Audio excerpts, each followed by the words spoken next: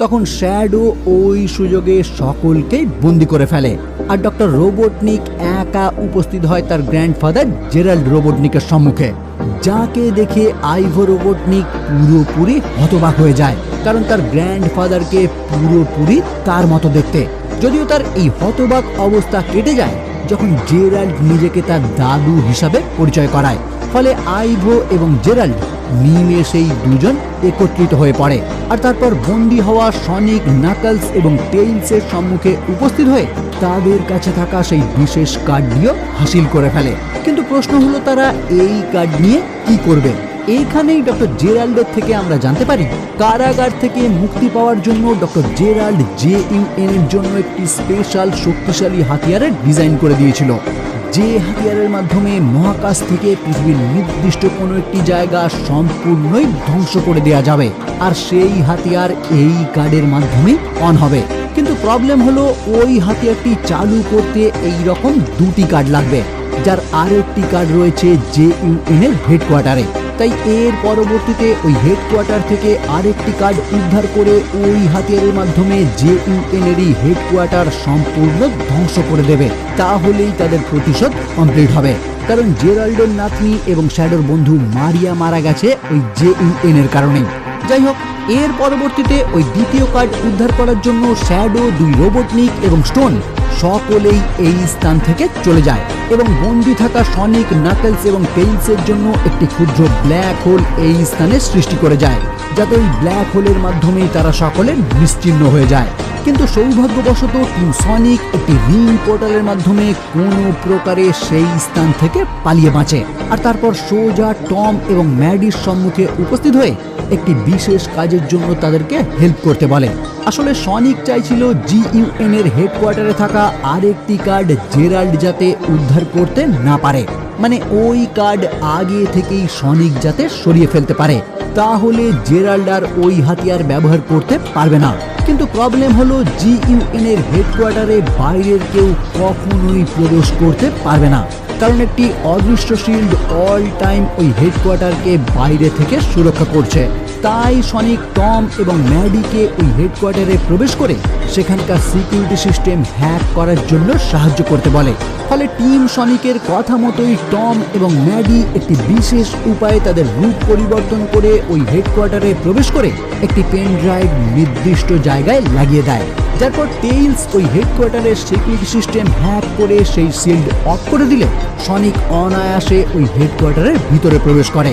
কিন্তু এতক্ষণে শ্যাডো, দুই রোবটনিক এবং এজেন্ট স্টোনও লন্ডনে উপস্থিত হয় আর এক বিশেষ টেকনোলজির মাধ্যমে সমস্ত বাধা কাটিয়ে দুই রোবটনিকও হেডকোয়ার্টারের মধ্যে প্রবেশ করে আরেকটি কার্ড উদ্ধার করার জন্য।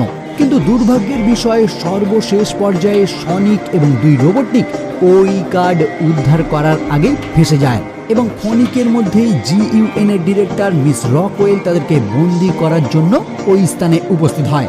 কিন্তু প্ল্যান বি হিসাবে নাকলস যখন ওই স্থানে অ্যাটাক করে সনিককে বাঁচানোর জন্য, তখন নিমেষেই ওই স্থানে একটি বিশৃঙ্খলার সৃষ্টি হয়। যদিও লাস্ট পর্যন্ত টমি ক্যাপ্টেনের রূপ ধারণ করে মিস রকওয়েলের থেকে সেই কার্ডটি হাতিয়ে নেয়, কিন্তু সনিকের হাতে ওই কার্ড হস্তান্তর করার আগেই শ্যাডো তাকে গুরুতরভাবে আহত করে ওই কার্ডটি হাসিল করে নেয়, যার পর দুই রোবটনিক এবং শ্যাডো সোজা উপস্থিত হয় সেই ক্যাননে, যার মাধ্যমেই তারা তাদের লক্ষ্য পূরণ করতে পারবে।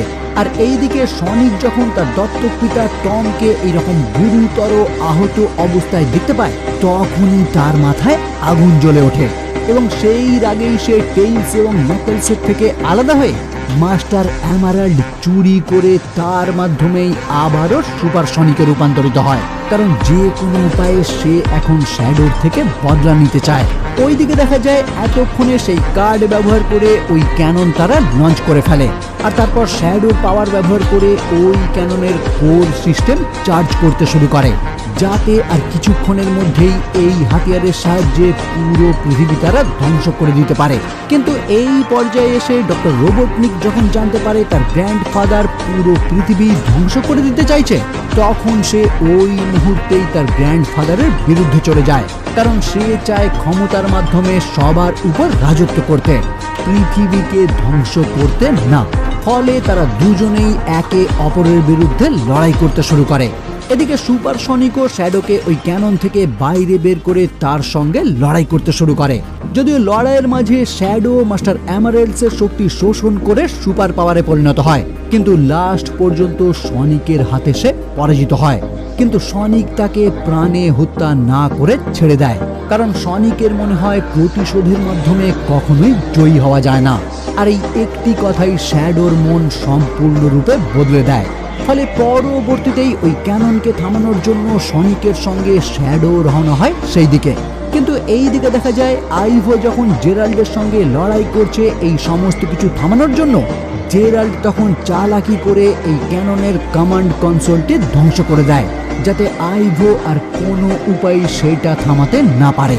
কিন্তু ফাইনালি দেখা যায় টেইলস এবং নাকেলস ওই ক্যাননে উপস্থিত হলে তারা সকলে মিলে জেরাল্ডকে ওই ক্যাননের কোরে ফেলে দিয়ে হত্যা করে। কিন্তু ক্যাননটি যে রেডি হচ্ছিল পৃথিবীতে ফায়ার করার জন্য, সেটা তারা থামাতে ব্যর্থ হয়। ফলে সনিক এবং শ্যাডো নিরুপায় হয়ে ওই লেজারের সামনে ঢাল হয়ে দাঁড়ায়, যাতে পৃথিবীর কোনো ক্ষতি না হয়।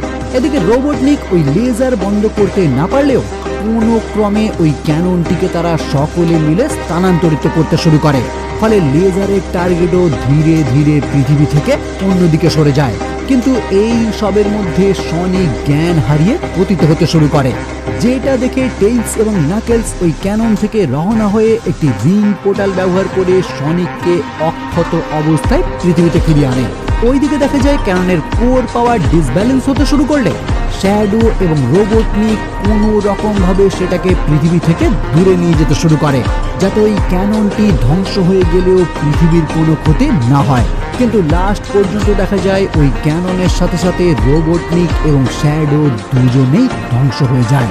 পরবর্তীতে দেখা যায় সনিক, টেইলস এবং নাকলস তিনজনই তাদের বাড়িতে ফিরে গেছে এবং টমও তার আঘাত থেকে সুস্থ হয়ে গেছে। মিড ক্রেডিট সিনে দেখা যায় টেইলস এবং নাকলসের সঙ্গে একটি দৌড় প্রতিযোগিতার সময় সনিক হারিয়ে যায় এবং সনিকের মতো ঠিক একই রকম দেখতে কিছু মেটালিক রোবট তাকে চারিদিক থেকে ঘিরে ফেলে। কিন্তু অ্যামি রোজ নামক একটি গোলাপি হেজহগ সনিককে তাদের হাত থেকে উদ্ধার করে। পোস্ট ক্রেডিট সিনে দেখা যায় শ্যাডো কোনো প্রকারে ওই ক্যাননের ধ্বংস থেকে বেঁচে গেছে। মানে এখানে তার সম্পূর্ণ রূপ না দেখানো হলেও এই পা দেখে অন্তত আমার সেটাই মনে হয়েছে। আর এইখানেই এই মুভি সমাপ্ত হয়। ওকে, তো ভিডিও কেমন লাগলো অবশ্যই জানাবেন। ভালো লাগলে ভিডিওটি লাইক এবং শেয়ার করবেন। আর আমার চ্যানেলে যদি প্রথমেই থাকেন তাহলে চ্যানেলটি অবশ্যই সাবস্ক্রাইব করে বেল আইকনটি ক্লিক করে দেবেন, যাতে এই রকম ভিডিও সবার আগে পৌঁছে যায় আপনার কাছে। ওকে, তাহলে দেখা হচ্ছে পরবর্তী ভিডিও নিয়ে। আর ততক্ষণের জন্য বাই।